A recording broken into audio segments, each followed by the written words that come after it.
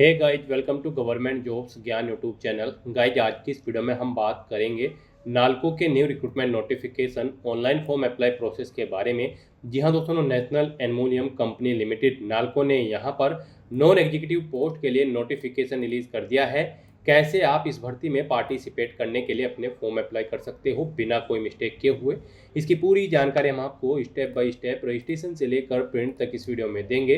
बस आपको इस वीडियो को स्किप किए बिना शुरू से लेकर एंड तक देखना है। उसके बाद वीडियो पसंद आए तो इसे लाइक और शेयर कर दें। चैनल पर नए हो तो इसे सब्सक्राइब कर लें। साथ ही साथ आपको अपना फॉर्म अप्लाई करते हुए जो भी प्रॉब्लम फेस हो रही है उन सभी का हल आपको इस वीडियो में मिल जाएगा। तो बिना कोई वक्त गंवाए चलिए शुरू करते हैं। आपको इस वीडियो के डिस्क्रिप्शन बॉक्स में हमारी वेबसाइट IND-sarkari-naukri.in के इस पेज का लिंक मिल जाएगा। यहाँ पर आपको इस भर्ती के रिगार्डिंग सभी डिटेल्स प्रोवाइड कर दी गई है।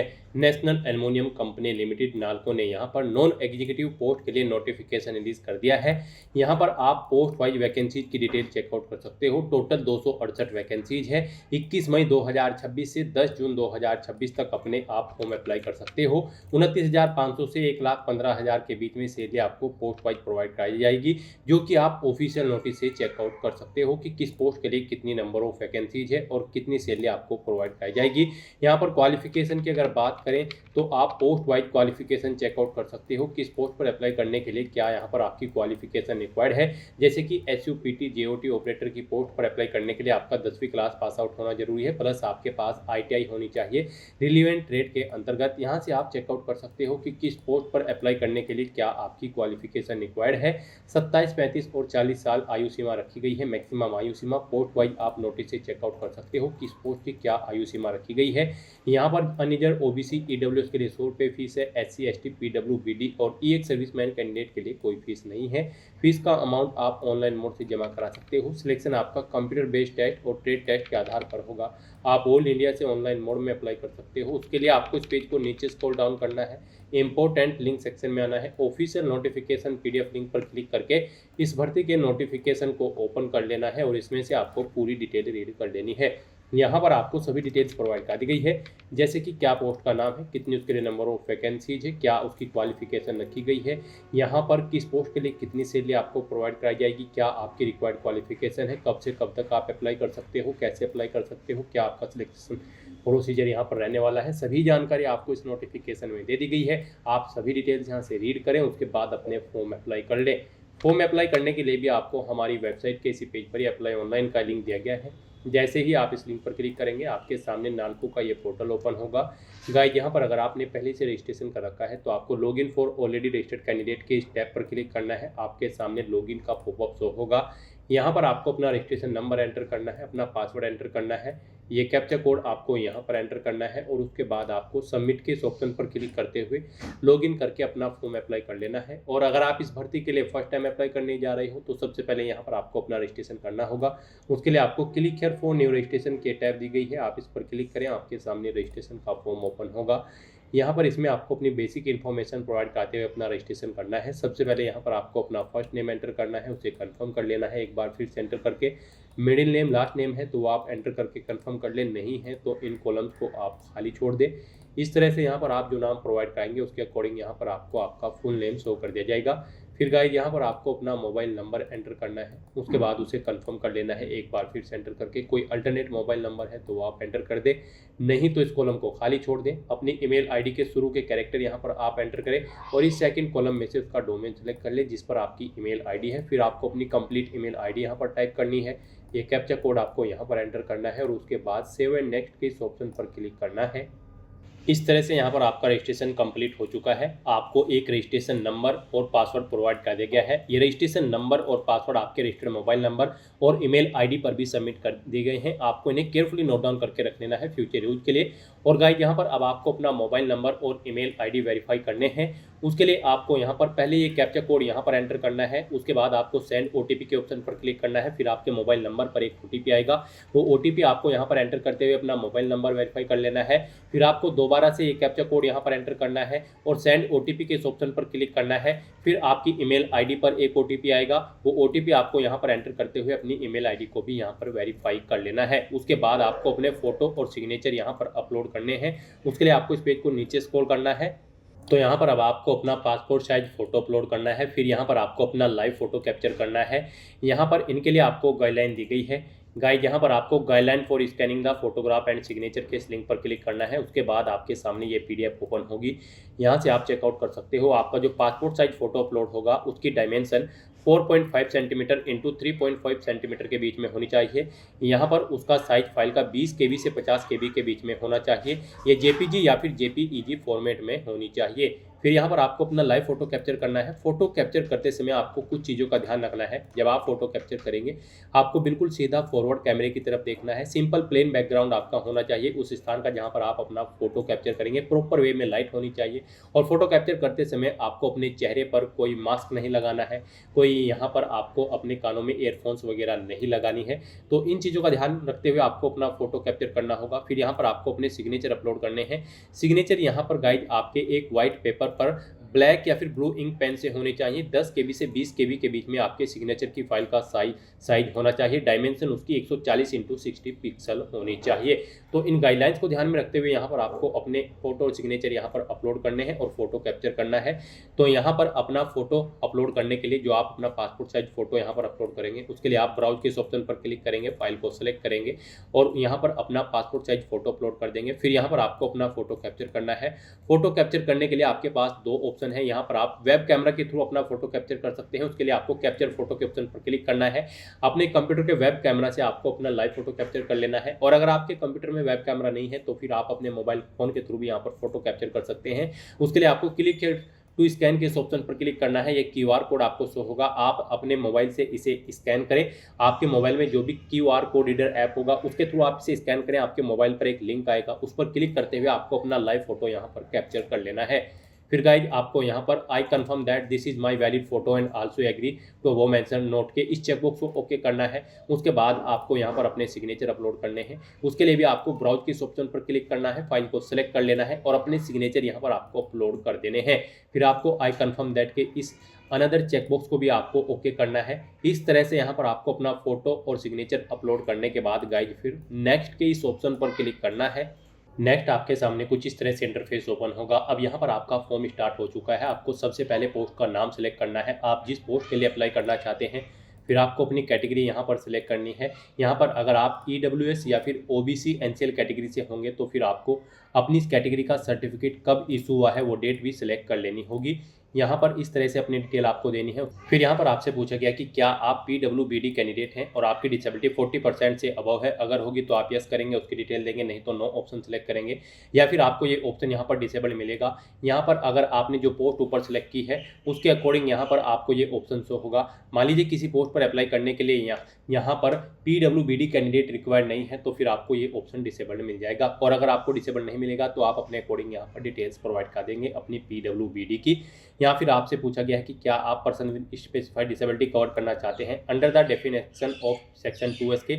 यहाँ पर भी अगर आप PWBD कैंडिडेट होंगे तो ये आपको ऑप्शन इनेबल देखने को मिलेगा, नहीं तो ये डिटेल्स आपको डिसेबल कर दी जाएगी। आपकी पोस्ट के अकॉर्डिंग यहाँ पर आपकी डिटेल इनेबल या फिर डिसेबल आपको शो होगी। फिर यहाँ पर आपको बताना है अपना रिलीजन, आप यहाँ पर किस रिलीजन से बिलोंग करते हैं, यानी कि क्या आपका धर्म है वो यहाँ पर आप सिलेक्ट करें। फिर आप माइनॉरिटी कम्युनिटी से बिलोंग तो नहीं करते हैं, अगर करते हैं तो यस करेंगे, नहीं तो नो ऑप्शन सेलेक्ट करेंगे। 1984 के दंगा पीड़ित फैमिली से हैं तो आप यस करेंगे, नहीं तो नो ऑप्शन सेलेक्ट करेंगे। ये एक सर्विसमैन हो तो यस करें। और फिर यहाँ पर अपनी सर्विस की डिटेल मंथ्स में प्रोवाइड करें, कितने मंथ आपने सर्विस की है, नहीं है तो आप नो ऑप्शन सेलेक्ट कर लेंगे। फिर आपसे पूछा गया है कि क्या आपने किसी एम्प्लॉयमेंट एक्सचेंज पर अपना रजिस्ट्रेशन कर रखा है, अगर कर रखा है तो यस करेंगे, रजिस्ट्रेशन नंबर एंटर करेंगे, कब तक वैलिड है वो बताएंगे। और यहाँ पर नहीं कर रखा है तो आप नो ऑप्शन सेलेक्ट कर लेंगे। फिर आपसे पूछा गया है कि क्या आप नालको के एम्प्लॉय हैं, अगर हैं तो यस करें। और फिर यहाँ पर एम्प्लॉय पर्सनल नंबर एंटर करें, अपनी डेजिग्नेशन दें, ज्वाइनिंग डेट बताएं कब आपने ज्वाइन किया है नालको को, नहीं है तो आप नो ऑप्शन सेलेक्ट कर लेंगे।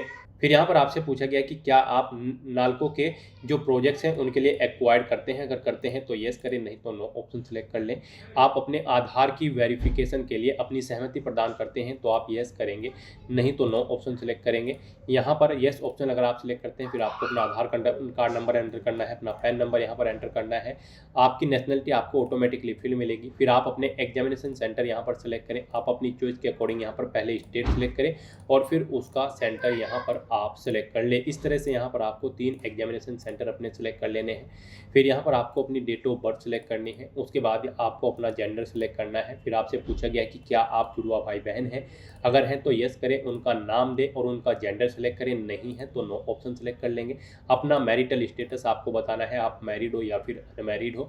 अपने फादर का नाम आपको एंटर करना है, अपनी मदर का नाम एंटर करना है। उसके बाद यहाँ पर आपको अपना कोरोस्पोंडेंस एड्रेस एंटर करना है। यहाँ पर आप अपना कोरोस्पोंडेंस एड्रेस एंटर करें। फिर गाइस आप यहाँ पर अपना परमानेंट एड्रेस एंटर करें। यहाँ पर अगर आपका परमानेंट एड्रेस आपके कोरोस्पोंडेंस एड्रेस के अकॉर्डिंग सेम है तो आपसे पूछा गया है कि क्या सेम एड्रेस है आपका कोरोस्पोंडेंस के, आपका परमानेंट एड्रेस यानी कि आपके कोरोस्पोंडेंस एड्रेस के अकॉर्डिंग सेम है। अगर है तो आप इस चेकबॉक्स को ओके कर देंगे। ऑटोमेटिकली आपका परमानेंट एड्रेस आपके कोरोस्पोंडेंस एड्रेस के अकॉर्डिंग यहाँ पर फिल हो जाएगा।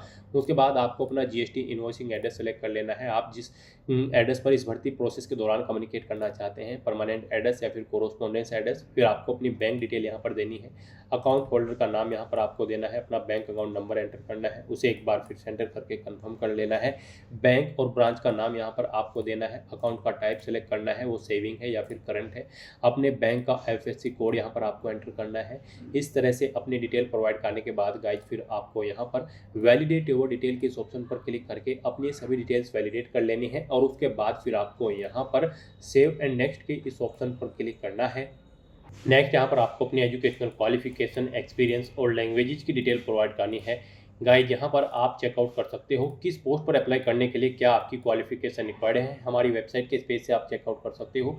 जैसे कि SUPT GOT ऑपरेटर की पोस्ट पर अप्लाई करने के लिए आपका 10वीं क्लास पास आउट होना जरूरी है, प्लस आपके पास ITI का सर्टिफिकेट होना चाहिए रिलीवेंट ट्रेड के अंतर्गत NCVT या फिर NCVT से। यहाँ से आप चेकआउट कर सकते हो कि किस पोस्ट पर अप्लाई करने के लिए क्या आपकी क्वालिफिकेशन रिक्वायर्ड है और फिर उसकी डिटेल आपको यहाँ पर प्रोवाइड करनी है। यहाँ पर सबसे पहले आपको अपनी 10वीं क्लास की डिटेल देनी है। आपने 10वीं क्लास कब आप पास आउट की है वो डेट आप सिलेक्ट करें, कितने % मार्क्स आपने ऑब्टेन किए हैं वो आप एंटर करें। आपकी फर्स्ट क्लास है, सेकंड है या फिर पास आउट है, आप अपने अकॉर्डिंग ऑप्शन सेलेक्ट करें। फिर आपको अपनी 12वीं क्लास की डिटेल देनी है, अगर आपने 12वीं क्लास पास आउट कर रखी है। यहाँ पर उसके बाद आपको डेट बतानी है कब आपने अपनी 12वीं क्लास पास आउट की है, परसेंटेज क्या है आपकी वो आपको एंटर करनी है। आपकी फर्स्ट क्लास है, सेकंड है या पास आउट है वो ऑप्शन आप सेलेक्ट करें। फिर यहाँ पर आपको अपनी ITI की डिटेल प्रोवाइड करनी है। यहाँ पर अगर आपने ITI कर रखी है तो आप बताएं किस ट्रेड में आपने अपनी ITI कर रखी है वो आप दें। यहाँ पर किस डेट को आपने पास आउट की है अपनी ITI वो आप डेट सेलेक्ट करें। फिर यहाँ पर आपको अपनी ITI की परसेंटेज एंटर कर देनी है। आपको अपनी फर्स्ट क्लास है, सेकंड है या पास आउट है वो बताना है। उसके बाद अगर आपने कोई डिप्लोमा कर रखा है या फिर ग्रेजुएशन कर रखी है, पोस्ट ग्रेजुएशन या फिर कोई अन्य क्वालिफिकेशन, तो उनकी डिटेल भी आप सेम यहाँ पर प्रोवाइड कर सकते हैं। तो आप ऑफिशियल नोटिफिकेशन से चेकआउट कर सकते हो कि किस पोस्ट पर अप्लाई करने के लिए क्या आपकी क्वालिफिकेशन रिक्वायर्ड है, या हमारी वेबसाइट के स्पेस से चेकआउट कर सकते हो कि किस पोस्ट पर अप्लाई करने के लिए क्या आपकी रिक्वायर्ड क्वालिफिकेशन है और फिर उसकी डिटेल यहाँ पर आपको प्रोवाइड कर देनी है। उसके बाद आपसे पूछा गया कि क्या आपके पास अप्रेंटिसशिप का सर्टिफिकेट है, अगर है तो यस करें, नहीं तो नो ऑप्शन सेलेक्ट करें। आपने अप्रेंटिसशिप सर्टिफिकेट के लिए कब से स्टार्ट किया था ये वो डेट आपको सिलेक्ट करनी है। कब पूरा हुआ है आपका सर्टिफिकेट, किस डेट को वो डेट आपको सिलेक्ट कर लेनी है। अगर आपके पास अप्रेंटिसशिप का सर्टिफिकेट है, नहीं है तो आप इन्हें ऐसे ही रहने दें। फिर गाइस यहाँ पर आपको अपने एक्सपीरियंस की डिटेल प्रोवाइड करनी है। यहाँ पर इस सेक्शन में आपको अगर एक्सपीरियंस है तो आप अपने एक्सपीरियंस की डिटेल दें, नहीं है तो इस सेक्शन को खाली छोड़ दें। यहाँ पर आपको बताना है क्या आप प्रेजेंट में भी कार्यरत हैं, अगर है तो यस करें, नहीं तो नो ऑप्शन सेलेक्ट करें। उसके बाद यहाँ पर आपको बताना है अपना नाम, फिर आपको अपनी डेजिग्नेशन देनी है, किस पोस्ट पर आप कार्यरत थे। उसके बाद आपको डेट सेलेक्ट करनी है, कब से कब तक आप कार्यरत थे। नेचर ऑफ ड्यूटी आपको यहाँ पर देनी है, जॉब छोड़ चुके हैं तो इसे छोड़ने का कारण देना है। इन डेट्स के अकॉर्डिंग जो आप डेट सेलेक्ट करेंगे वो यहाँ पर आपको आपके एक्सपीरियंस का टाइम पीरियड कैलकुलेट करके शो कर दिया जाएगा। उसके बाद अगर आपको एक से ज़्यादा जगह वर्किंग एक्सपीरियंस है तो आप ऐड मोर के ऑप्शन पर क्लिक करें। सेम ऐसी ही एक और रो ऐड होगी, उसमें आप अपने एक्सपीरियंस की डिटेल प्रोवाइड कर दें। और गाइज अगर आपको एक्सपीरियंस नहीं है तो फिर आप इस सेक्शन को ऐसे ही यहाँ पर खाली छोड़ दें। उसके बाद आपको अपनी लैंग्वेजेस की डिटेल देनी है। यहाँ पर आपको कम से कम हिंदी लैंग्वेज आनी जरूरी है, इसे आपको रीड, राइट और स्पीक आना जरूरी है। उसके बाद आप जो भी लैंग्वेज जानते हैं उसकी डिटेल यहाँ पर आप प्रोवाइड करा सकते हैं, जैसे कि इंग्लिश या फिर कोई स्टेट की लैंग्वेज, वो यहाँ पर आप एंटर करें, उसके बारे में जानकारी दें। इस तरह से यहाँ पर आपको अपनी क्वालिफिकेशन, एक्सपीरियंस और लैंग्वेज की डिटेल प्रोवाइड करनी है। और फिर आपको वैलिडेट योर डिटेल के ऑप्शन पर क्लिक करके अपनी सभी डिटेल्स वैलिडेट कर लेनी है। उसके बाद आपको सेव एंड नेक्स्ट के इस ऑप्शन पर क्लिक करना है। नेक्स्ट यहाँ पर आपने पीछे अब तक जो डिटेल प्रोवाइड कराई है उसका पूरा प्रीव्यू आपको शो कर दिया गया है। आपको सभी डिटेल्स केयरफुली चेकआउट करनी है। इस पेज को नीचे स्क्रॉल डाउन करना है, डिक्लेरेशन सेक्शन में आई एग्री के इस चेकबॉक्स को ओके करना है और उसके बाद फिर आपको यहाँ पर कंप्लीट रजिस्ट्रेशन के इस ऑप्शन पर क्लिक करना है। नेक्स्ट यहाँ पर आपको अपने डॉक्यूमेंट अपलोड करने हैं। यहाँ पर आपको अपना left thumb impression, handwritten declaration document, date of birth proof यहाँ पर आपको अपना अपलोड करना है। इसमें आप अपनी 10वीं की मार्कशीट अपलोड कर सकते हैं या फिर अगर आपके पास बर्थ सर्टिफिकेट है तो वो आप अपलोड कर दें। फिर यहाँ पर आपको अपना पैन कार्ड, पासपोर्ट या फिर ड्राइविंग लाइसेंस या फिर वोटर आईडी कार्ड, कोई भी एक आईडी प्रूफ यहाँ पर आपको अपलोड करना है। अपने एजुकेशनल सर्टिफिकेट यहाँ पर आपको अपलोड करने हैं। फिर आपको अपना कास्ट सर्टिफिकेट यहाँ पर अपलोड करना है अगर आप रिजर्व कैटेगरी से बिलोंग करते हैं। इनके लिए भी आपको गाइडलाइन दी गई है। आपको यहाँ पर गाइडलाइन फॉर डॉक्यूमेंट अपलोड के इस लिंक पर क्लिक करना है। उसके बाद आपके सामने ये PDF ओपन होगी। यहाँ से आप चेकआउट कर सकते हो। आपका जो लेफ्ट थंब इम्प्रेशन होगा वो व्हाइट पेपर पर होना चाहिए, ब्लैक या फिर ब्लू इंक से। यहाँ पर उसकी डायमेंशन 240 × 240 पिक्सल होनी चाहिए, JPG या फिर JPG फॉर्मेट में होना चाहिए। फाइल का साइज 20 KB से 50 KB के बीच में होना चाहिए। बाकी यहाँ पर आपके जो डॉक्यूमेंट्स होंगे वो गाइड यहाँ पर, जैसे कि अगर आप यहाँ पर अपना handwritten declaration document upload करेंगे तो वो भी आपको एक व्हाइट पेपर पर रेडी करना है, ब्लैक या फिर ब्लू इंक पेन से आपको रेडी करना है, JPG या फिर JPG फॉर्मेट में होना चाहिए। डायमेंशन आपके इस डॉक्यूमेंट की 800 × 400 पिक्सल होनी चाहिए, 50 KB से 100 KB के बीच में होना चाहिए। कैपिटल लेटर्स में आपको ये यहाँ पर नहीं राइट करना है, स्मॉल लेटर्स में आपको अपना handwritten declaration document ready करना है और उसे अपलोड करना है। उसके बाद जो बाकी के डॉक्यूमेंट है वो गाइड यहाँ पर आपको PDF फॉर्मेट में अपलोड करने हैं और आपकी इस PDF का साइज यहाँ पर 500 KB से कम होना चाहिए। तो अपने इन डॉक्यूमेंट्स को अपलोड करने के लिए आपको यहाँ पर चूज फाइल के इन ऑप्शंस पर क्लिक करना है, फाइल को सिलेक्ट कर लेना है और 1 by 1 करके अपने इन सभी डॉक्यूमेंट्स को अपलोड कर देना है। उसके बाद आपको ये कैप्चा कोड यहाँ पर एंटर करना है और फिर सेव एंड नेक्स्ट के इस ऑप्शन पर क्लिक करना है। इस तरह से यहाँ पर आपका एप्लीकेशन फॉर्म सक्सेसफुली सबमिट हो जाएगा अगर आप रिजर्व कैटेगरी से बिलोंग करते हैं। और अगर आप अनरिजर्व कैटेगरी कैंडिडेट हैं तो फिर यहाँ पर आपको पहले 100 रुपये एप्लीकेशन फीस के रूप में जमा कराने होंगे। उसके बाद आपका फॉर्म सबमिट होगा जो कि आप ऑनलाइन मोड में debit card, credit card, net banking या फिर UPI के माध्यम से जमा करा सकते हो। UPI आपके लिए यहाँ पर बेस्ट ऑप्शन रहने वाला है। आप UPI का ऑप्शन यूज करते हुए QR कोड को स्कैन करते हुए अपना फीस पेमेंट कर दें। उसके बाद अनरिजर्व कैटेगरी कैंडिडेट का भी फॉर्म यहाँ पर सबमिट हो जाएगा। तो फॉर्म सबमिट होने के बाद गाइड अब आपको यहाँ पर प्रिंट एप्लीकेशन के इस ऑप्शन पर क्लिक करके यहाँ पर अपने एप्लीकेशन फॉर्म का एक हार्ड कॉपी या फिर सॉफ्ट कॉपी प्रिंट आउट ले लेना है फ्यूचर यूज के लिए, फ्यूचर रेफरेंस के लिए। तो दोस्तों ऐसे आप national aluminium company limited NALCO की इस भर्ती के लिए अपने फॉर्म अप्लाई कर सकते हो बिना कोई मिस्टेक किए हुए। आज की इस वीडियो में बस इतना ही। आई होप ये वीडियो आपको पसंद आई होगी। अगर पसंद आई हो तो इसे लाइक और शेयर करें। चैनल पर नए हो तो इसे सब्सक्राइब कर लें। Thanks for watching.